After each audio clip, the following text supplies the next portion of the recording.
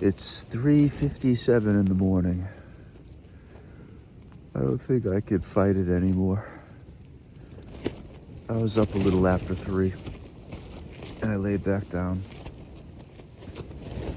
It's really windy outside this tent and I only have to hike maybe 5 miles, so I'm not in a rush, but I'd like to get to the road just after sunup, maybe between 8 and 9. I should get going.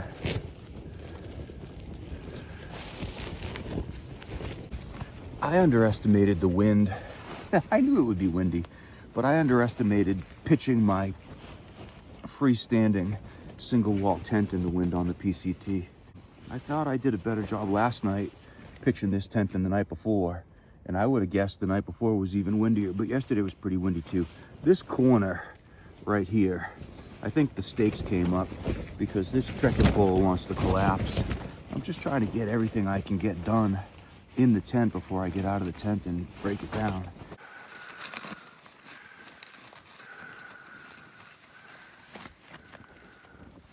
It's not that scary outside of my tent after all.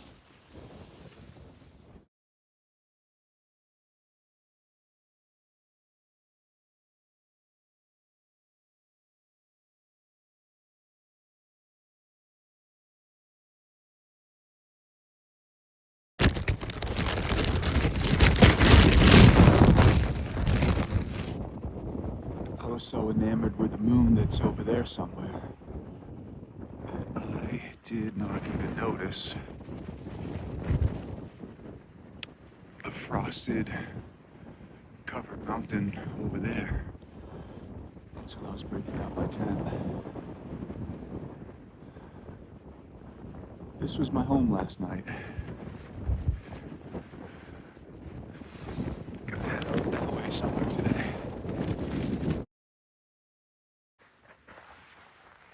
Right back onto the Pacific Crest Trail, exactly where we got off yesterday. Well, maybe a little bit farther north, maybe 2 steps farther north. But what a beautiful camp. It was good to me. Whoever built that rock wall was a genius. My night would have been a lot worse without that rock wall.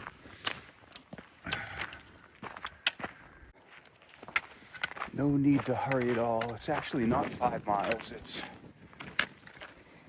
like 2.8. So should be an hour and a half, even if I take my time.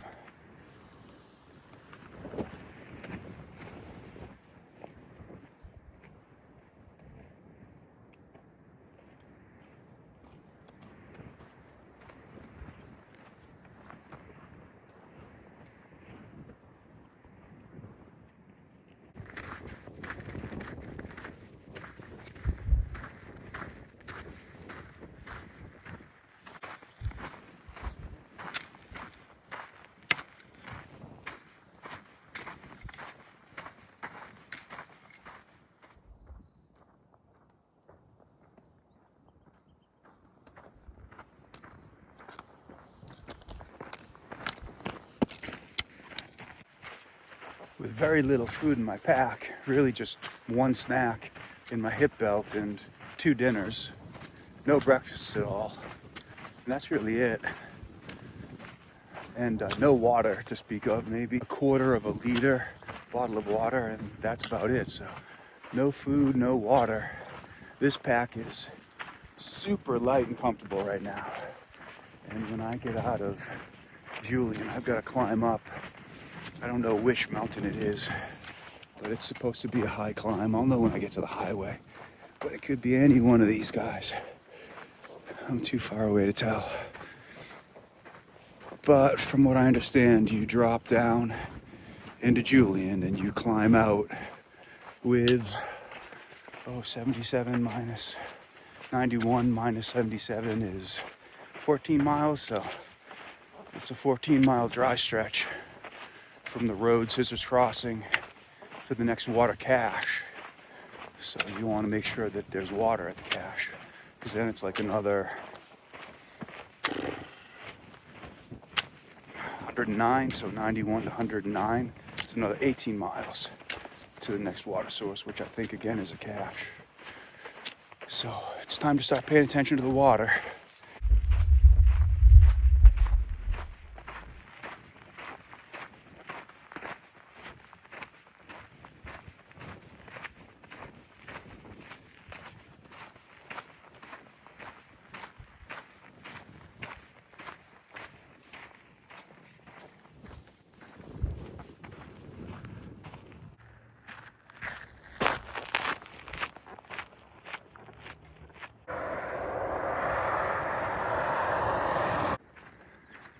And I can smell it. I can smell the apple pie.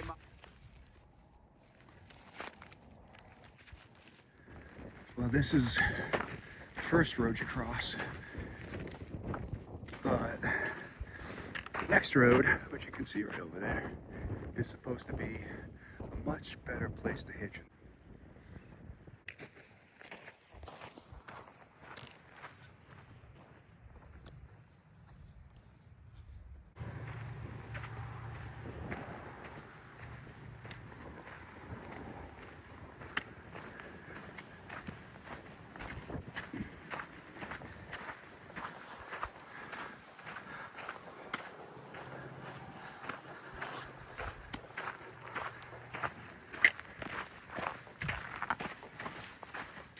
Okay, this is the under the bridge, and there's a water cache, and people have stayed here.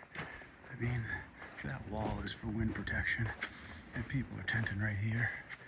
Could be a little bit loud, but you wouldn't die. This is something somebody left. So I may do a lot of different things. Somebody left this here.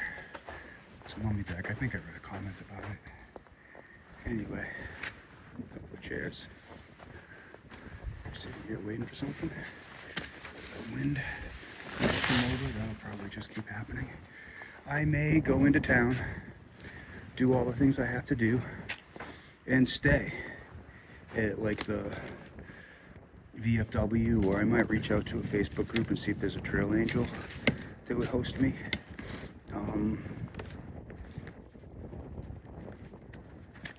Or I may, Coke. You're not supposed to take this water if you're going into Julian, because it's bad etiquette. Because people skip Julian and they need the water to get up to the next cache. And there's a good amount of it here. I'm gonna make a comment so everybody knows. But it doesn't say anything about the Coke. I'm not gonna take one because it's Diet Coke. But if that was regular Coke, I may come back here. I may just go do a bunch of stuff in Julian. I have cell phone service here to the best of my knowledge. That's all I need. So I may go into Julian, get a hitch back, and then depending upon what time it is, if I think I can climb up that mountain to a campsite, I will. And if not, I'll rest here, deal with the noise of traffic going over that overpass, and tackle it in the morning. I don't know if you can see it, but there's a woman sitting in an SUV in the parking lot. Me being the optimist that I am, I thought, well, maybe she saw me walking on the trail and she pulled in here to offer me a ride. It's never that easy, but you can hope. Okay, so it took me a minute. I got turned around at these different intersections. It can be confusing. But that woman in the SUV came out of her vehicle and chased me down and gave me scones and cookies. So now I'm looking for the monument. I assume it's up here. There's supposed to be a good pull-off place to hitch. And I'm hoping it's up here. The monument is what they call it. We will see. So far, so good though. I'm gonna save these baked goods for when I get to town. Get some chocolate milk maybe. Maybe find another hiker to share them with. Okay, so there's the monument, and it makes sense. There's a big pull-off, plenty of time for people to see you. And this is the other road that I was talking about that I crossed first. So people taking a left here and people coming from this direction can all kind of see you, and you're just increasing your odds to get to Julian. 12 miles. That's one hell of a road walk. That would have to be really good apple pie.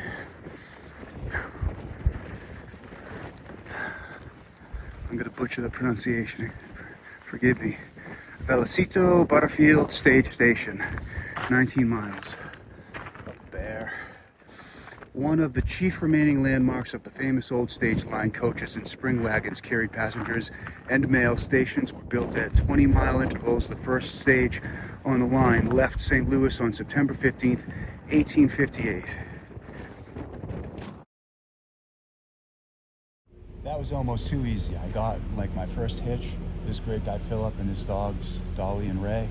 And there's Mom's apple pie. Now I just have to find the outfitter.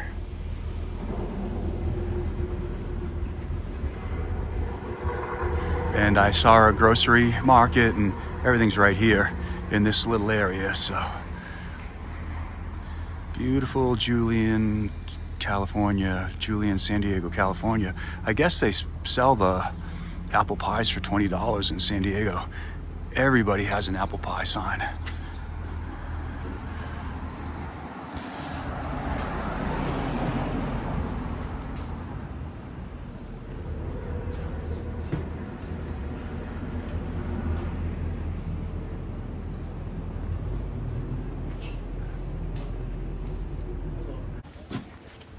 It smells like heaven in here. I've already been inside.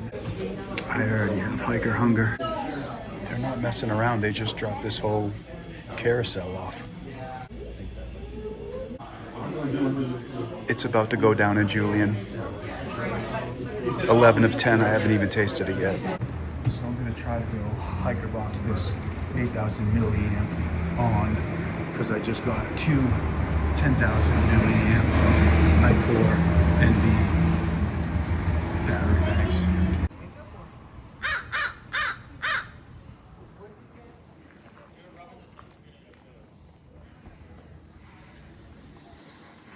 Gonna go get some apple pie now.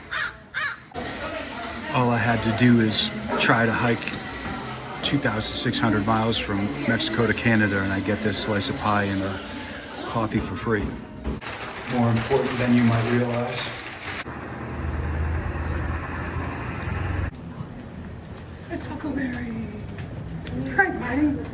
This is Legend. He's going to tell us a story. So here's a story. A lot of people ask me about what I do and how I do it. So my name is Legend, and in 1 minute or less, here's what we do. In 2013, I thru hiked. Since then, I've been a trail angel going up and down the trail with hikers following the bubble. The bubble got too big in 2020, so I decided to get ahead of it. Well, against all odds, I met my wife out there, and we got married. So last year, we hiked the PCT. We did it. It took 8.5 months. We were the slowest hikers ever. We started March 1st. We were here, and we got to a border on October 15th. We checked every step of the way. She is the last female hiker to successfully hike the PCT because we finished last. But what you really want to know about is when you approach your second childhood at age 50 or something, and you want to be a trail angel, this year, we are basically going to prove a concept. We bought a van. This is my beautiful wife. The real MVP. Okay, so we bought a beautiful van for $500. We're building it out as we go. Hikers are helping us build it out. We got some mechanics. It's got good tires, good brakes. And so far, we've only had a breakdown like 9 times, overheating, bad catalytic convert. But we are doing this, no budget. So we are meeting hikers. We're meeting 25 a day, breakfast and dinner. You guys family are in town, so I think there's 50 because there's 50 in the morning, 50 at night. So 100 people come through town, and we're doing this, and it's successful. So we're making a spaghetti dinner, a pancake breakfast, and hikers are paying it forward with a little donation jar, and we've been sustainable so far. We've been out here since March 1st. We've done already over 1,200 spaghetti dinners, 1,200 pancake breakfasts. We came back because Warner Springs has a little event tomorrow for trail days, probably ahead of you guys. This is what we do. So if you want to learn how to be a trail angel, come back out with us. Or when you catch up to us, we'll give you the van for a day. And you can make the spaghetti. That's a bad idea. I don't know what kind of insurance you have. Oh, it's insured for everybody. Oh, good. DUIs, it don't matter. Bad driving, but we'll just park it. Yeah. And you can just open it up and you can make the spaghetti dinner and the pancake breakfast. Yeah, I will drive the van. Maybe I can drive this. I'll be the driver, you be the maker. Yeah, that makes more sense. sense. You be the host. Because I can barely walk into town, never mind driving to town. Gotta get into the swing of libraries this hike. On the AT, I would just get a hotel room and sack out and get electricity there, but gotta save a little money, use a little bit of free public libraries for electricity, and also just spend more time on the trail. Every time you get a hotel room, at least I feel obligated to stay until checkout the next day. We'll see what I end up doing. The plan is to get as much as I can done here and then feel good and at least hitch back out to the overpass and spend the night there and then get an early start tomorrow. Does that creek ever flow under the bridge? But they were all At the record show, PCT, I'm trying to carry out my toilet paper, but I'm having an issue remembering to dump it when I'm in town. Like my heroes before me, I'm sleeping under a bridge. If I wasn't hiker trash before, I am officially hiker trash now. Home for the night. I'll get lulled to sleep by the light sounds of traffic overhead.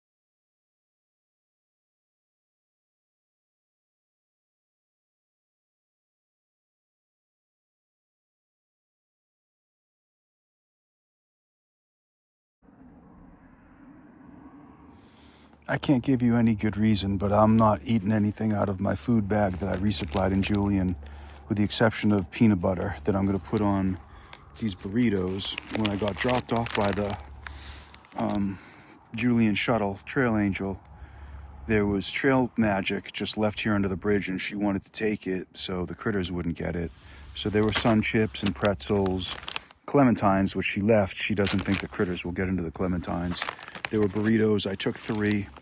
And then the cookie is in the same bag as the burritos. But that's basically what's left from the cookie that the Trail Angel gave me this morning when I got here. So I don't know. I'm just guessing it's 1,000 calories. Somewhere in that ballpark. And it's all junk except for the orange and the peanut butter. I mean, by themselves, they're not that bad, but collectively, they're not that good. There's my view for dinner.